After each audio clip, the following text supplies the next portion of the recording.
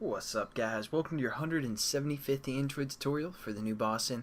What we're going to be doing in this tutorial is basically getting everything set up to actually draw a triangle onto our emulator, finally.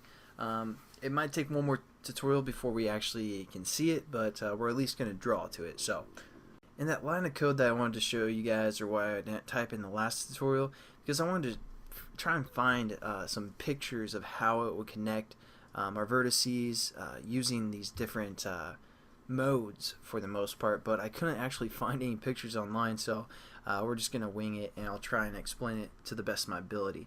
But all we're going to do is, again, within our enabled client state, we're just going to relate to the GL object being passed in again, and we're just going to say glDraw, and we have two draw methods, arrays and elements. And we're going to use the elements because we have basically a index buffer set up, again, that short buffer, and that's what we're going to relate to with the draw elements. With the draw arrays, you don't actually need a buffer, as you can see within the parameters, but we want to get a little bit more specific to draw the way that we'd like, so we're going to use the draw element. And the mode is what I wanted to show you guys.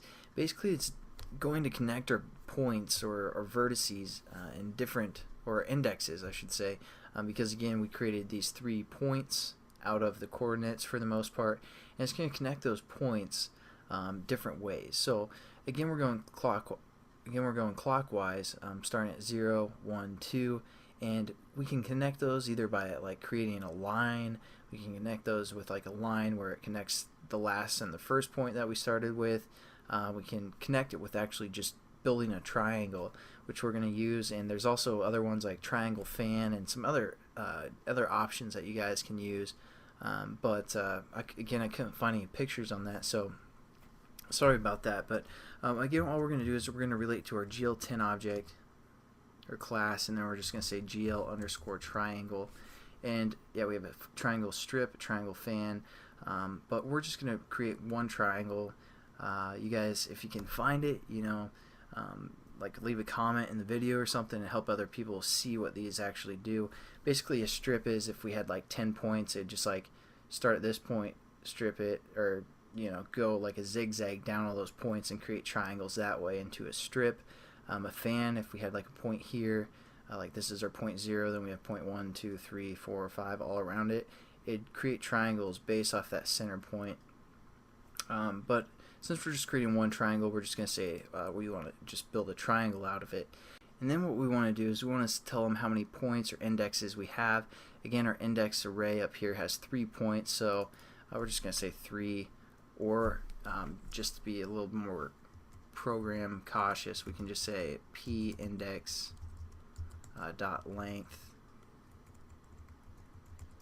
And for the type, again, we have to define what type our buffer is, and again it's the short type that we have up here, and just like the last time we set up this pointer, we referred to that as a float, so we have to tell that this glElements method that we're working with shorts.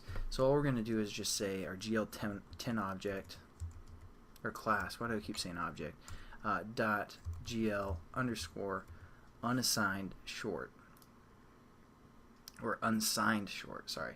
And we're just going to click that, and then that's going to define what type we're working with. And then lastly, we need to set up our buffer, which we called pbuff. And there we go. We're pretty much done with that line.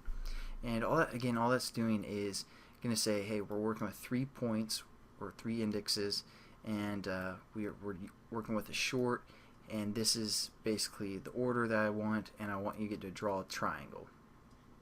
Again, going counterclockwise, all that good stuff.